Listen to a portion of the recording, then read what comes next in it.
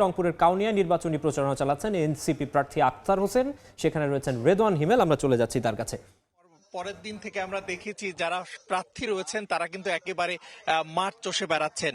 আপনাদেরকে জানিয়ে রাখি, আমি এই মুহূর্তে আছি রংপুর পীরগাছা যে 4 আসনটি রয়েছে, সেই রংপুর পীরগাছা রংপুর কাউনিয়ার যে টেপা মধুপুর রয়েছে, আমরা সেখানে অবস্থান করছি।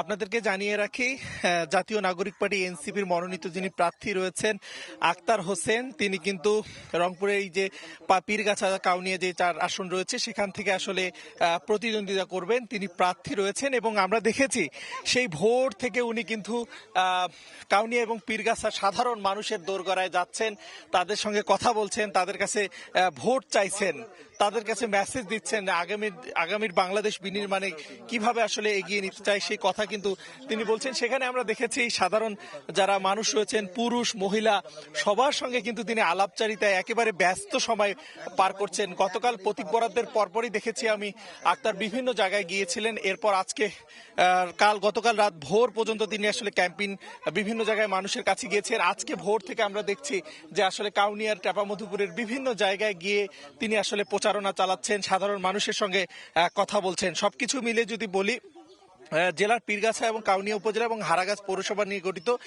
রংপুরের 4 আসন। এখানে মোট ভোটার আছে 5,04,758 জন, যাদের মধ্যে পুরুষ 2,47,954 জন এবং নারী ভোটার রয়েছেন 2,56,799 জন। সেখানে হিজড়াও রয়েছেন তৃতীয় লিঙ্গে যারা 4 জন।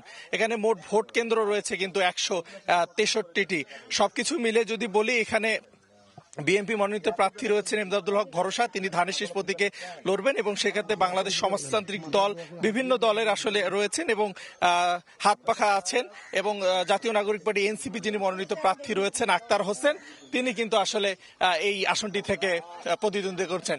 সবকিছু মিলে একেবারে ভোটের প্রচারণায় কিন্তু ব্যস্ত সময় পার করছেন প্রার্থীরা। তো এই ছিল রংপুরের কাউনিয়া থেকে এনসিপি যিনি মনোনীত প্রার্থী আক্তার হোসেন, তার প্রচারণার থেকে সর্বশেষ তথ্য। এনসিপি প্রার্থী আক্তার হোসেনের প্রচারণার খবর জানাতে সরাসরি যুক্ত হয়েছিলেন রেদওয়ান হিমেল।